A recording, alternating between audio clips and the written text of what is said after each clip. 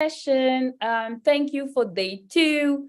We are so happy to see you here. This is the second session that we are having on this Zoom, and we are so delighted to see Dr. Omopeju Afanu, hopefully I pronounce this right, with us.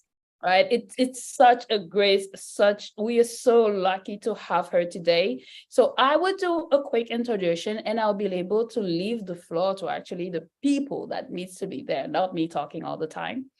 So our dear Dr. Omopeju Afanu is a serial entrepreneur, right? And well-versed in project management, finance, administration with experience in managing different scales of projects, earning her position of management consultant, managing director, and VP COO of a few organizations. She is the founder of a hospitality management company, Copper House Hospitality, which, though while in a startup phase, was engaged by the Lagos state government as the sole vocational. So you can hear why we are so delighted and happy to see her in this space. We are so happy to have you. Welcome, Omopeju Afanu. You are on mute. Hi, such a pleasure to be here. Good afternoon, good morning, good evening, depending on wherever you're joining from. I'm so excited. You can see I'm all smiles, I can't wait to get into the session, and I hope we have a very nice time together today.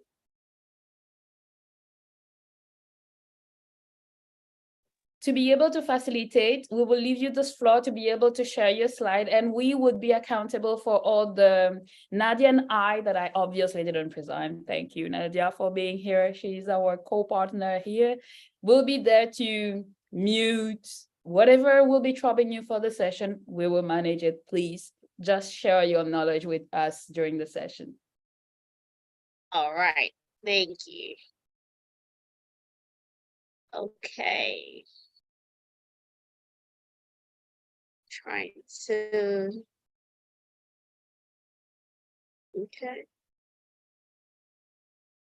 okay, so I'm beginning. Okay. Hello, everyone. You're welcome to this session, and I'm going to be speaking about Agile government, using data-driven metrics for effective governance. I'm actually pretty excited about this because I've done this intro already, so I'm not going to go into that because I feel I'm actually very passionate about governance and about nation building.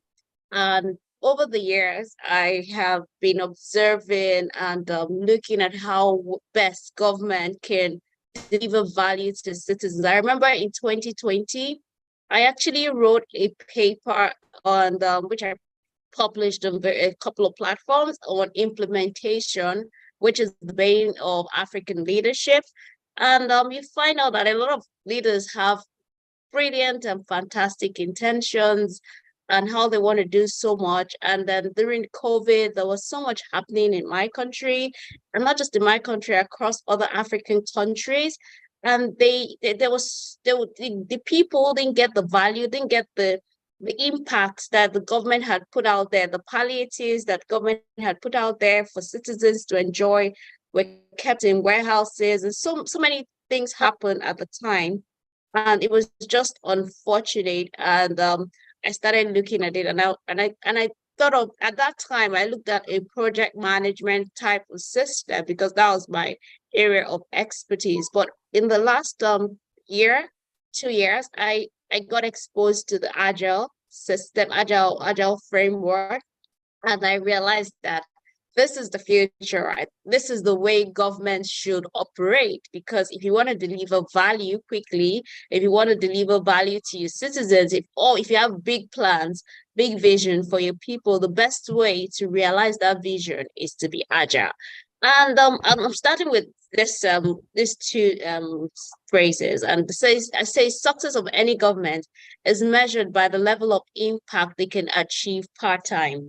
So when you look at government, a lot of the time government is not a business. Yes, at that time I said you should manage it like a business. Government is centered around impact. So it's not about profit and loss. It's not about how much money you make. It is about how much impact you're able to deliver to your citizens, how much value your citizens can get with you as the leader of the country. So that's the key focus everybody should start looking at.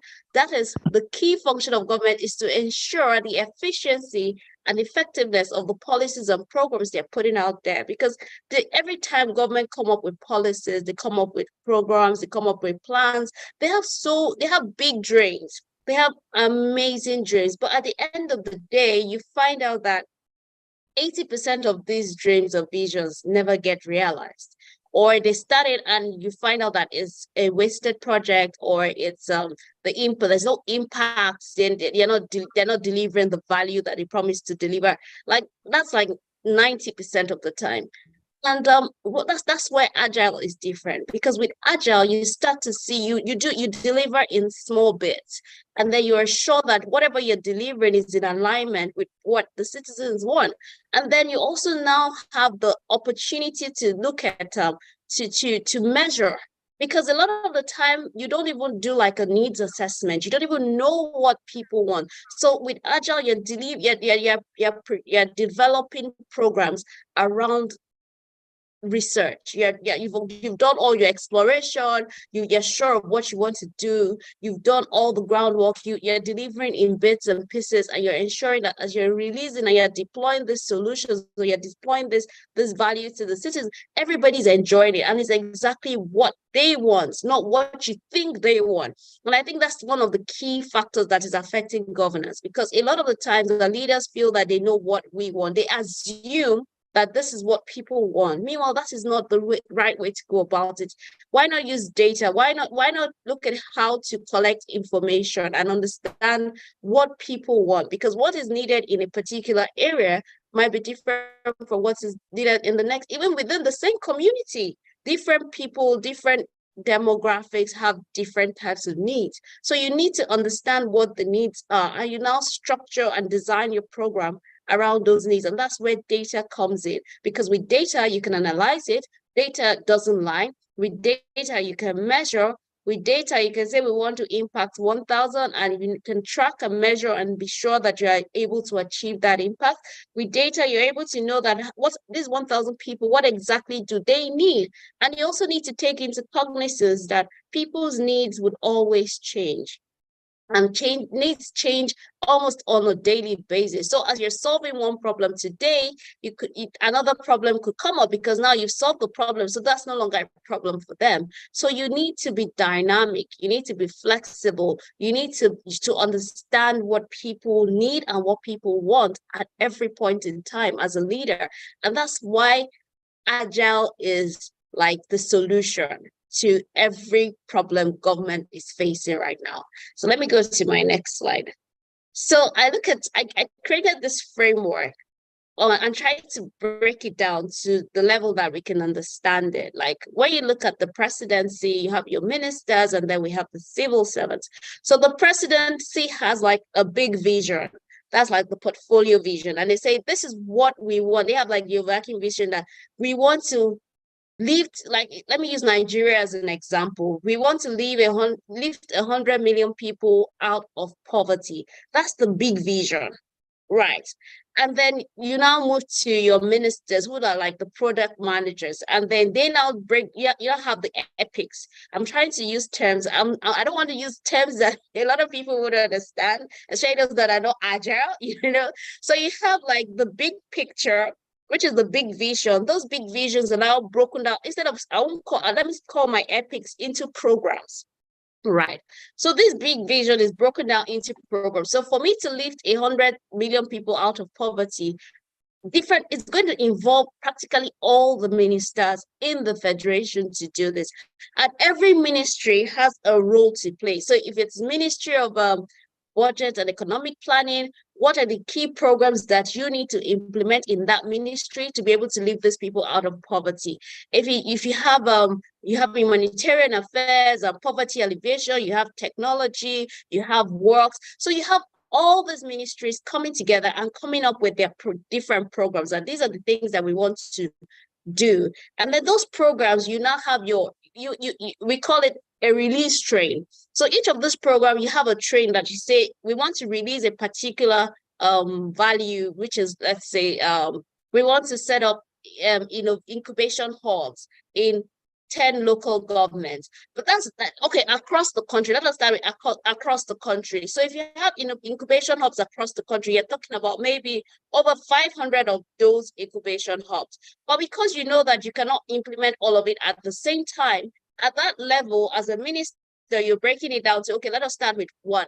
And in that one, it's like a program. How long would it take us to take it from idea to releasing it? That's deployment, to enabling people have access to this facility. So you'll now say, if you say it's going to take a year, so that's your timeline for that implementation. And then you break it down into cadence, you break it down into key activities. That's where the team now comes in, which is the civil servants. So the civil servant's role is now to break it down into actionable plans. We call it stories in Agile, but you break it into small plans. I'm trying to use both Agile terms and layman terms so that people can understand it, those that are not Agile, So you break it out into stories, and these stories, the team have you decide on your cadence. You can have 2 weeks cadence, you can have a 1 week cadence, you can have a 1 month cadence, but it's always better to do a 2 weeks cadence to say, for us to be able to develop this incubation hubs, the first thing we want to do is to have a needs assessment.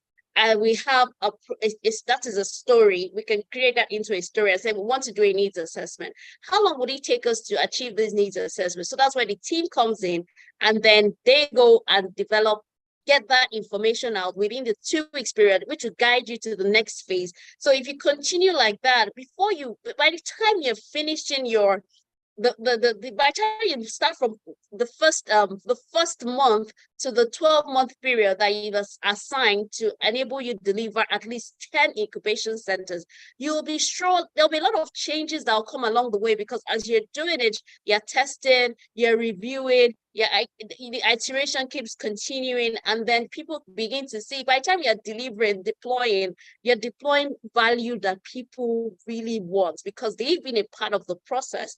Your contractors are going to be at your product manager level. You have your release train, because they're the ones that will be implementing these solutions to enable you they're developing the solution with you, so that at the end of the day, once you're done, you're sure that it is exactly what the people want, not what you're assuming people want.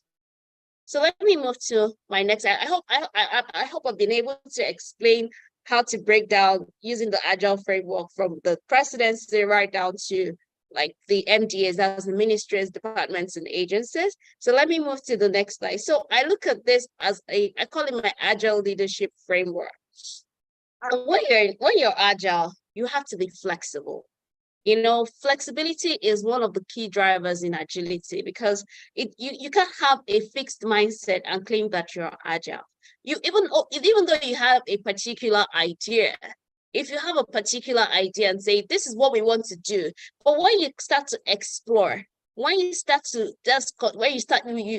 Agile, we talk about continuous delivery pipeline. And when you're doing your CPD, you have continuous exploration, continuous integration, and continuous deployment. So when you are exploring, you find out what are the things that we need to do. So even when you start, you might find out that where you started from, by the time you explore all the options, do your research, get all the details and information that it's completely different from where you started from. What you end up with is completely different from how you started, because you've continued to explore, and then you now look at how to integrate. Even in the integration, you find out that in the process of integrating, the process of developing the solution, so many things are changing, so many factors that you didn't consider at the start have come in, and you now need to review and change or adjust what your initial plan was.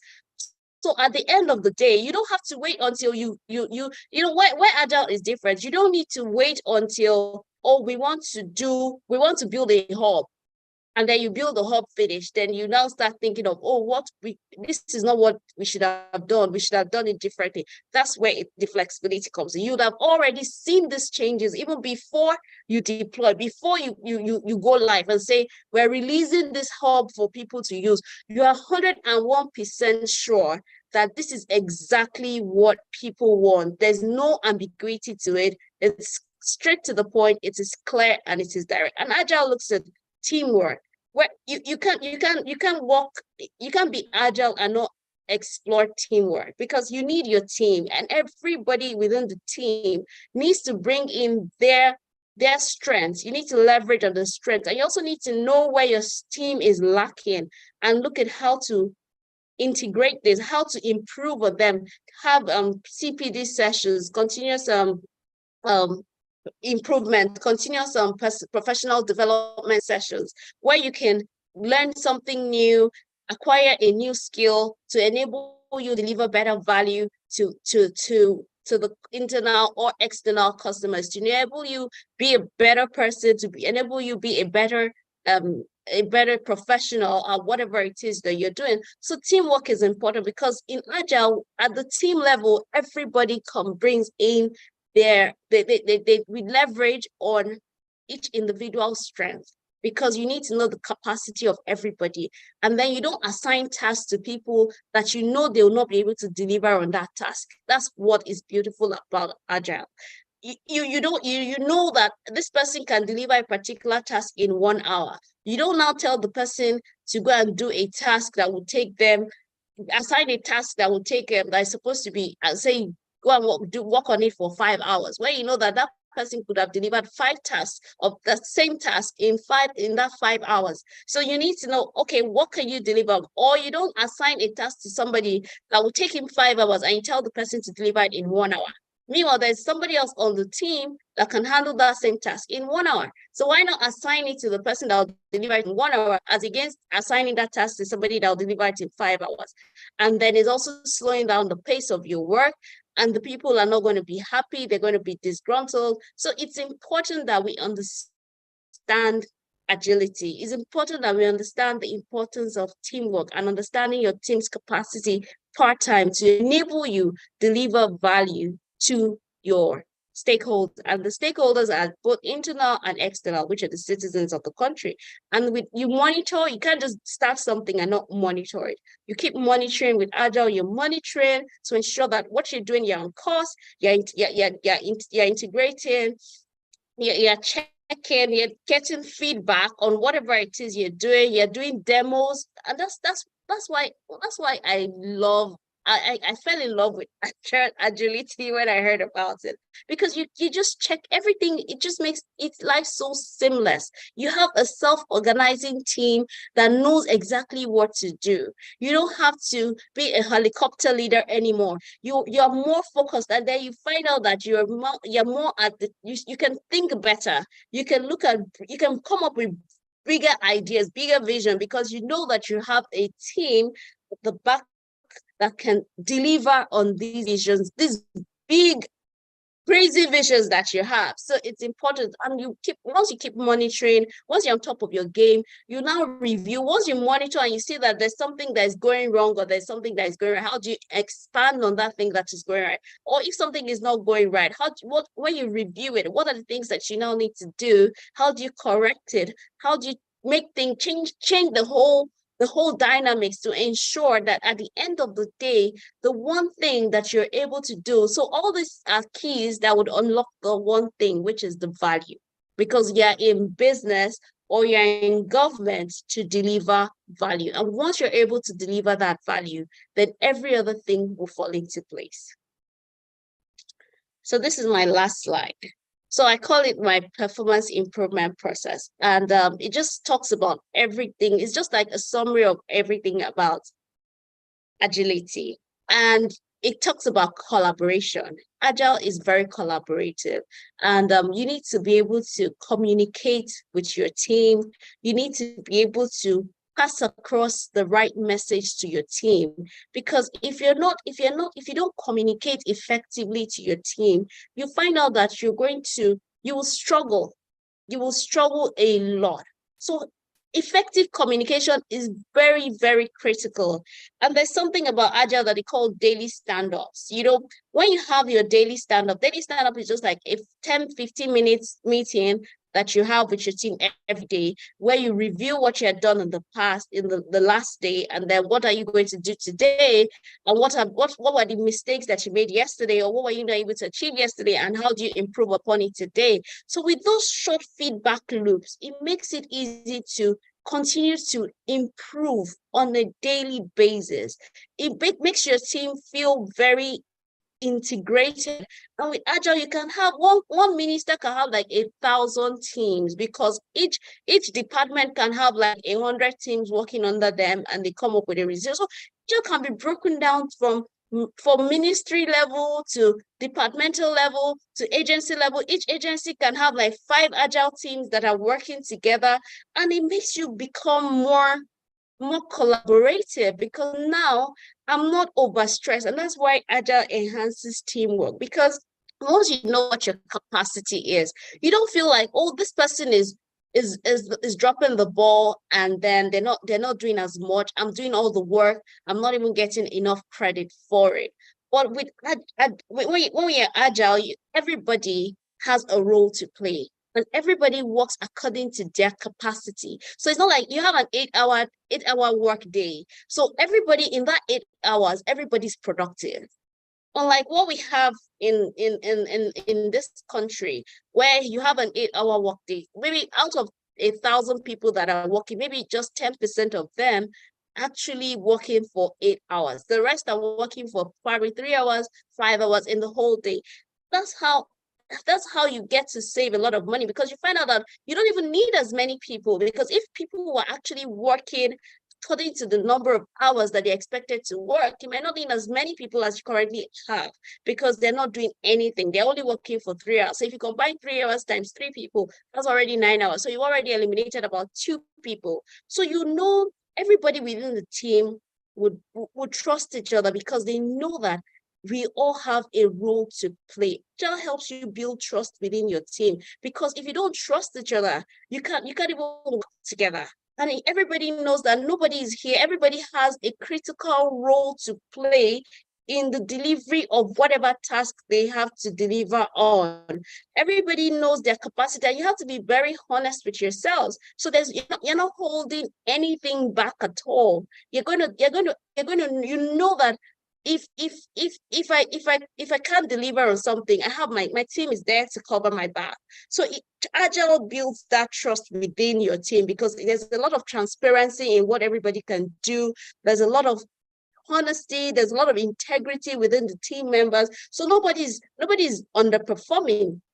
And and Agile doesn't look at individual performance. It looks at the collective team's performance. So if a team is not able to deliver, then it's not going to be about one person that didn't deliver. It's about the entire team. And it also helps you track who within the team is constantly dropping the ball. So when you've assigned tasks and you can see clearly that this person is supposed to deliver on this particular task, and that person is not delivering, your Scrum Master can now find out what are the issues, can collaborate with them, can discuss with them, can engage them to find out what are the impediments that they're facing, and how can they help remove those impediments for them to perform better. But if you find out that that person is not even ready or willing to work around these impediments or improve on their capacity to deliver, then you know that that person has to be taken out of the team, or the person is not working, you're not effectively utilizing the person, because the person could have functioned better in a different team. So it's important to understand that. And once your team members understand that you've got their back, you would always look for the best way to enhance and improve on their skill set, on their knowledge, on their exposure. You help them organize, and then they become better organized, they become self-organizing. Automatically, trust will be built. And Agile encourages team-based planning events, which is what the daily stand-up I've talked about. You sit down as a team, and then you plan what you want to do. It's not one person saying, this is what I want to do. It's about the entire team coming together and saying, this is what this is the goal we have for this 1 week iteration, for this 2 weeks iteration. This is what each of us have to do. This is how we're going to deliver it. And everybody comes together and everybody is so committed. Everybody is so together that they know that they don't know, but if I don't deliver, I might affect the other person, because you have your Kanban board, you can see your to-do, you can see what is currently going, you can see what you have done, and it also helps you limit your work in progress. So you know that you don't have too many jobs that is pending, nothing is being done. You can see and know that this is where we are. We're able to deliver. We've assigned ourselves to 20 tasks. Are we able to deliver the 20 tasks at the end of the cadence? Are we able to deliver only 10? Why didn't we deliver it? What are the impediments we face? And the thing is, when you have your team-based planning events, you find out that there are even some, like the PI planning events, which incorporates a lot of other teams. You have different teams, and a lot of things that you're doing within your team might affect the deliverables in another team. So you already know that everybody knows how they're interconnected within the organization. Everybody knows what role each of them needs to play for you to be able to deliver on any project. So it might even be a different ministry entirely that might impede your success within your own ministry. So it's important that people understand this. It's important that the teams begin to see this. And at local from ministries, from agencies, even look, every level of governance should deploy this system, should be transformed. We need like a radical transformation within the government so that they can begin to see this and everybody understands their role. So I'll talk about PDCA. So PDCA is the plan, do, check, and adjust. So you have a big plan. You come up with your big plan. Once you've planned it, you go and implement it. But when you implement it, you need to check it. You need to review. You need to look at what is going well. Okay, you've set up these hubs. You've planned it. You've gone live. Your hubs are being set up. And then do you go back to check it to ensure that is it still working the way we designed it to work?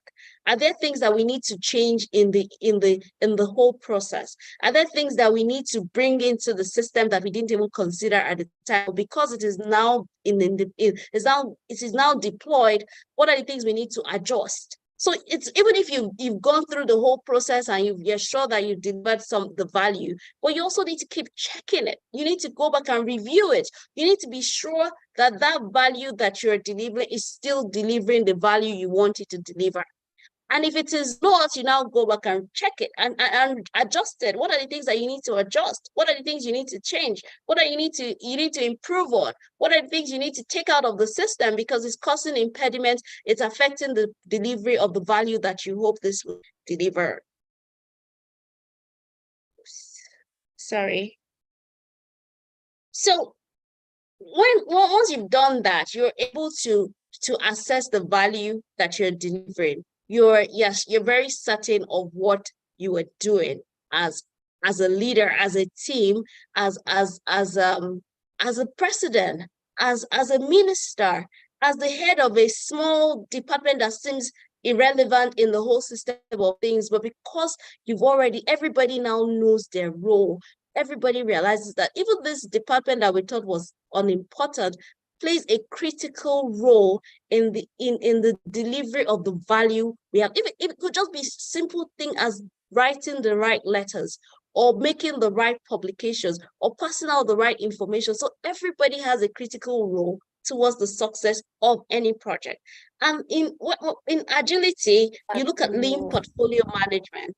And lean portfolio management enables you align your strategy with the funding and execution. It helps you provide guardrails. It helps you ensure that whatever funding you've budgeted for the project, you're staying within that funding limit. You are not exceeding it. You're monitoring. You're ensuring that everything that you're supposed to do is delivered. You're not your budgets are together. Because before you even arrived at the budget, you've gone through a whole long process. You already know all the costs. You've identified everything that you need to be able to deliver the product. So having a cost overrun is something that is almost unlikely. You already know the teams that you need, you know the resources, except for circumstances that are beyond your control, which is where risk comes in. And even in the Agile system, risk is factored. You already know the risk. You know the ones that you want to own. You know the ones you're going to accept. You know that these are things that can happen, and you already have solutions to how best to manage it when it comes up. So nothing is going to be coming to you as a surprise, because everything has been planned from the start. And the beauty of Agile is, if everybody is not in alignment, you would never go forward until everybody's concerns have been adequately addressed. That is the beauty of it. So there's nobody that would come tomorrow and say, well, I didn't agree to this. No, everybody, we all have to agree. And if we don't agree, we will find ways to review the project, or review the program, review the strategy, review everything we need to review to ensure that we have 100% buy-in. And I think that's one of the critical things that affects implementation or delivery in our processes, because some people don't agree to it, but because they don't feel confident enough to be able to express their misgivings, to be able to express themselves like, I don't agree with this, I think this should have been a better way. So quietly they don't agree, but they would not voice up. But with Agile, everything is open, it's transparent. You have a voice, and it gives you the room to express yourself. Nobody's voice is hidden. Everybody has a voice and has a role to play in the whole scheme of things. There's nobody's voice that can be silenced, because silencing that voice can be the impediment to the success of the project. So everybody must align. If we're all in alignment, then we're sure of the value we're able to deliver. It also helps to optimize operations across the organization, because everybody is working at their best. Everybody's putting in the number of hours they're supposed to put in. Everybody knows exactly what they're supposed to be doing at every time, because you have a task, you have a deliverable, you have a timeline, and they're constantly being monitored. Sometimes when you give somebody a task and you don't monitor every day, somebody would have forgotten. But when you have to, these are the things we need to do today. Tomorrow, when we have a meeting tomorrow, we're reviewing, okay, how much of this has been done? What is left to be done? So there's no way it would not be optimized. There's no way your operations will not exceed and surpass your expectations. There's no way you will not be able to deliver value, because everybody is following the process. Everybody is delivering on their task. Each team is you don't have to wait for the head of the organization to take a decision. Each team can take decisions independently. It's because they already have the big picture, and they know how this decision impacts on the big picture. And there's somebody that's interfacing and ensuring that everything goes in line. You have your Scrum Master, you have your release your release train engineers. Well, I won't call them release train. You have your ministers. So your release train engineers can function as your ministers. So your minister is there to enable alignment with with the strategy, with that of the president. That's the portfolio level, and everybody is in alignment. So you can find out that all those bottlenecks and bureaucracy that comes up in decision making is all eliminated, and you're able to deliver that value quickly, effectively, and efficiently. And there's no bottleneck encountered at any point. There's no impediment. Every single impediment that could have existed will be effectively removed from the entire process. And finally, you have the continuous delivery pipeline. I talked about it earlier, where for you to deliver a program, you need to do a lot of research. And I think that is what is killing us. We have big ideas, but there's no research.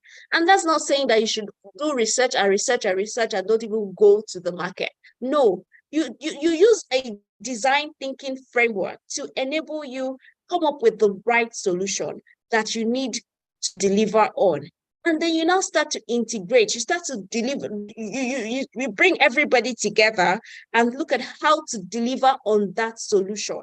You bring everybody together, ask for their opinions, what roles they have to play, define it.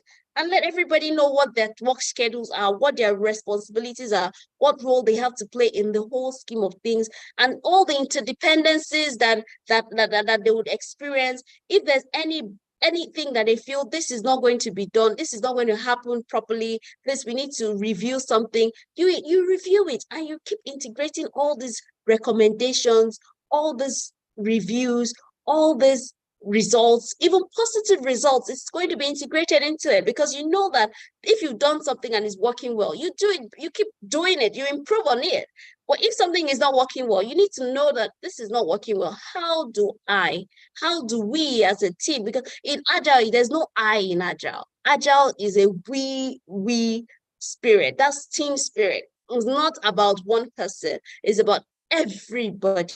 And then how can you now continuously deliver? Continuous deployment is continuous delivery. And something like even have scheduled delivery, like fixed delivery times, and say, okay, we want to deliver this particular product in 1 year. Or you can just be deploying bits and pieces, releasing it to the market based on the market needs, based on the report, based on the feedback you've gotten, that we would rather start with this, then you deliver this one in the next one until you get to the final main delivery. That at the end of the day, by the time you've gone through those little deployments, it will eventually give you the solution that you want, that you're working towards, or you just have that solution delivered one time. So it now depends on what, and that's where design thinking comes, because you've already known what the market needs. You've known how the market wants to deliver to them. You know when they want to deliver to them. You know the best time to, so all these things are not as options.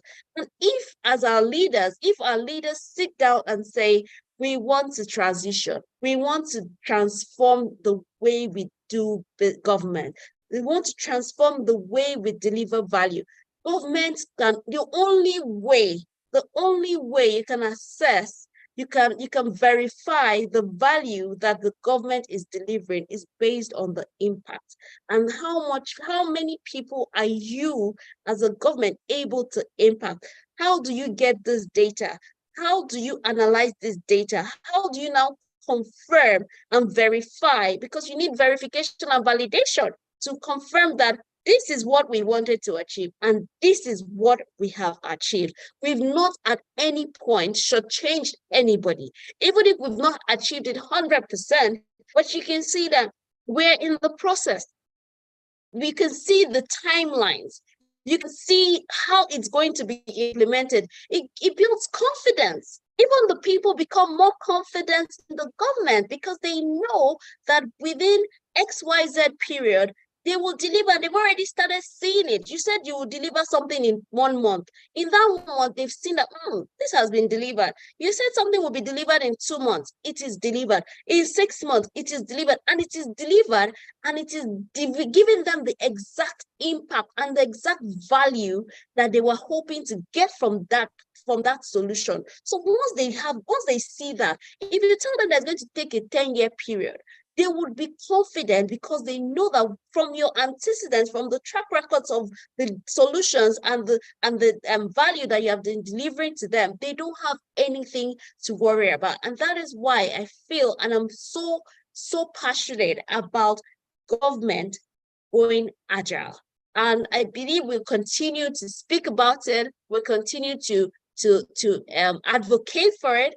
And we hope that within a very short period, in the not too distant future, all governments, especially my country, because I feel that we need it more than anybody else in the world, because we cannot be rich with human resources, material resources, everything you want to imagine, and you find out that we're doing so poorly. And I know that once Nigeria is transformed, once the leadership process is transformed, once we become agile, we will be better for it. And Nigeria would indeed grow. Thank you so much for your time. Thank you a lot. Thank you a lot for all the information that you were sharing right now. As we were saying in all the elements of this conference, please don't hesitate if you have any questions. If you want to ask her about anything, I'm looking in the chat that people are actually very happy and saying that we really need this in Africa. We really need this in our space. So while I'm leaving the space for people to actually come and ask their questions, I would come with one question first, because I've always seen and understood African government as immutable, unchangeable.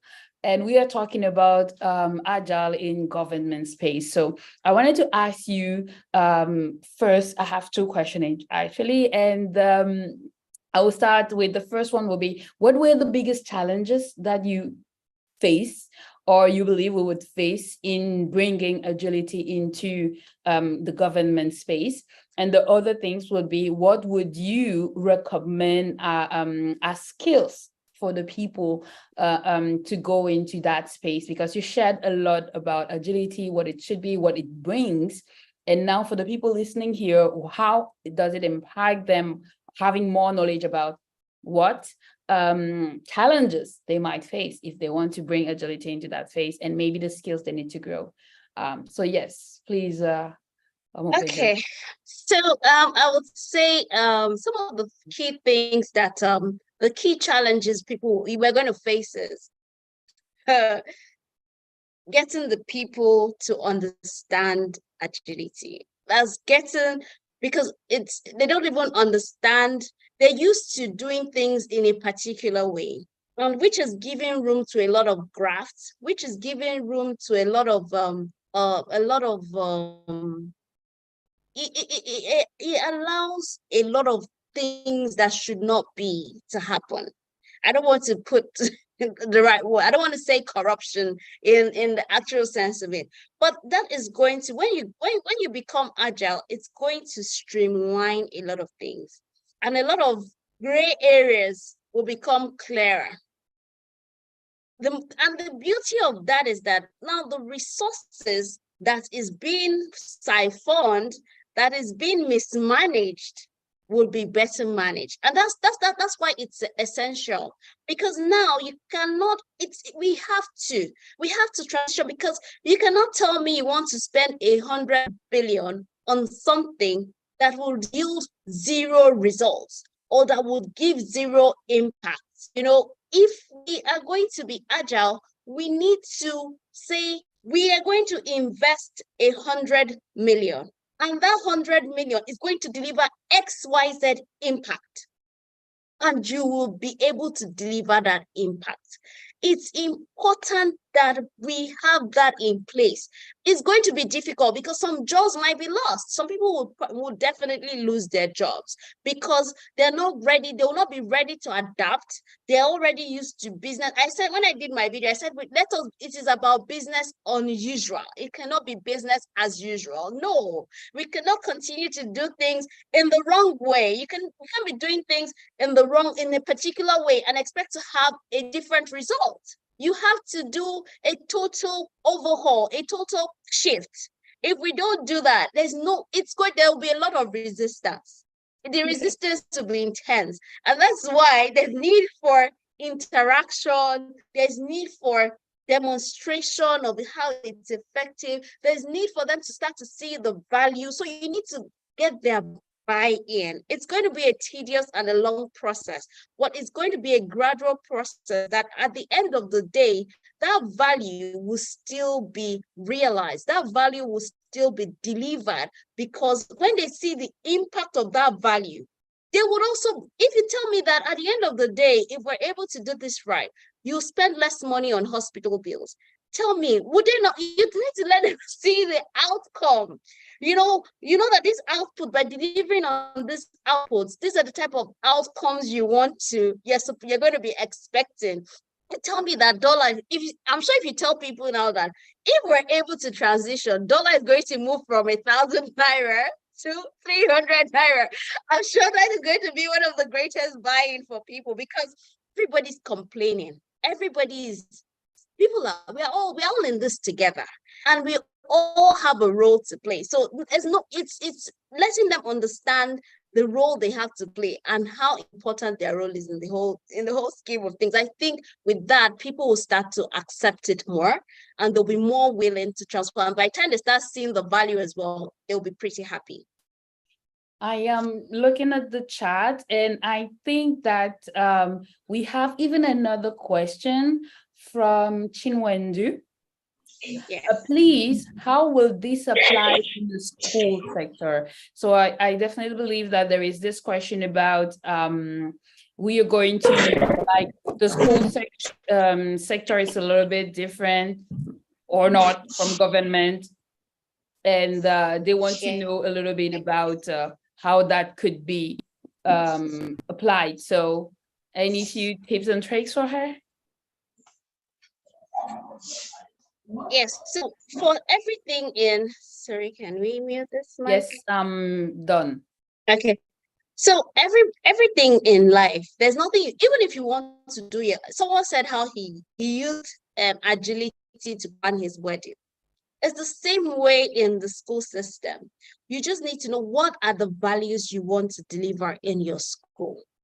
What role does each person within the organization have to play? What are the tasks that needs to be done? So is it classroom sessions? Okay, we want to ensure that our students understand a particular topic. You're teaching a particular topic, even that's in the classroom level now. You're teaching a particular topic, and then everybody's assumed to understand. Every student should have understood what you are teaching. So if at the end of the day, you assess them, you give them homework, they come the next day, you're looking at their homework, when you're having your daily stand-up, you're discussing it, that, oh, my class, we tried to do this and it's not working. What can we do differently? That's part of being agile. You're trying to look at how to continuously improve on the process to enable you deliver value. Oh, this particular student is having this challenge. What do you think? That's where the stand-up comes in, because you're now conversing, you're discussing, you're explaining, you're looking at all the impediments that you're facing, all that, or the particular model of teaching is not working for this student, or is not working for the particular topic I'm trying to bring forward. I thought of a new system, a new idea. That is what agility is about. It's about flexibility. It's about giving the best, improving on your process every single time. So there's no space, there's no organization you cannot introduce agile into. Nothing. All you're just doing is delivering value in bits and pieces consistently. Not waiting and saying at the end of, before you can assess how well your students are doing is at the end of the term. No, every week, every day, you're reviewing, you have your iterations, you're checking to ensure that, okay, this is what we plan to do for this student. Are they adopting it? So by the time you're even doing exams, you find out that by the time it gets to the final exams, your students might not even need to read as much. So that's how you can think of Agile, that your students don't even need to read again for exams.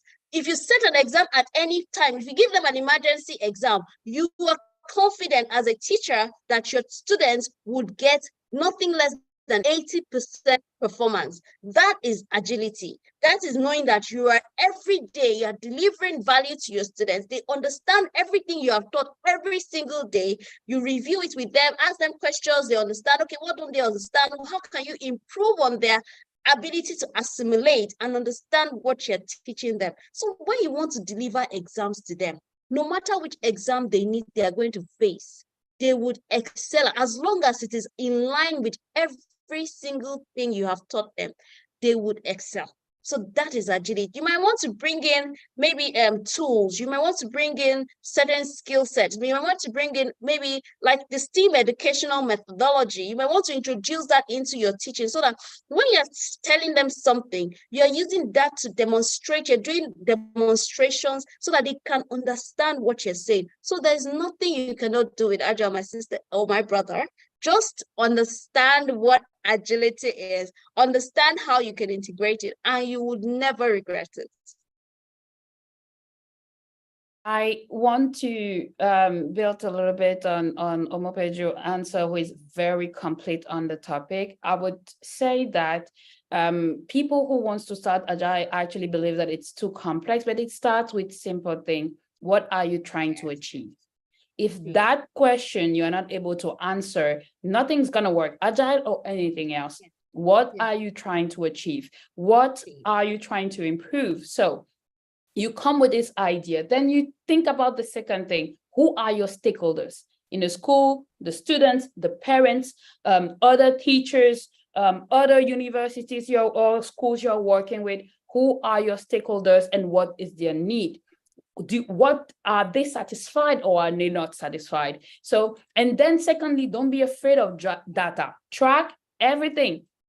Percentage of satisfied and unsatisfied, percentage of recovery, everything, track it down. And based on your vision, on your goal, on what you want to achieve, build metrics and start inspecting and adapting. Focus on one thing. This year, I want to improve X. I'm going to focus on that. How can I make a tiny bit thing that will make sure that we improve? I don't need to bring the 1 year plan in. No, in 2 weeks, in 3 weeks, in 1 month, in 2 months, what can I do to actually bring this change and this continuous improvement? This being valid in school, this being valid in any entity, enterprise, at home.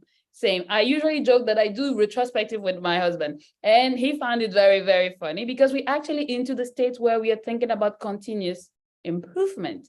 So this is what I wanted to build up on this point. So as a timekeeper, we are 52. I am going to thank Omo Pedro for the knowledge. So you guys might not know it if you're not real Agiles or in the space, but the level of nuggets of information that have been given here, even for expert Agiles, is incredible. So thanking you for gracing us to coming here, sharing your knowledge, building Africa together. Thank you very much for what you're doing now. My pleasure. I've had an amazing time too doing this. Thank you for the opportunity. We had an amazing time listening to you. Your presentation was awesome. For the people who will want to listen to it, it is live on our YouTube, Women in Agile Africa. You'll be able to hear her. We are going to share also links normally on our LinkedIn. You have seen the contact of the people. You'll be able to reach out to her if you want to reach out to her. Thank you. Thank you very much. And you can continue throwing the questions over here. Thank you. Thank you. Bye. Bye, everyone. Bye, everyone. So we are going to have our next session with Dr. Mohammed Hussein. Let me just check if he's already in the group, in the chat. Okay. Oh, let me just confirm if I'm getting the plan correct.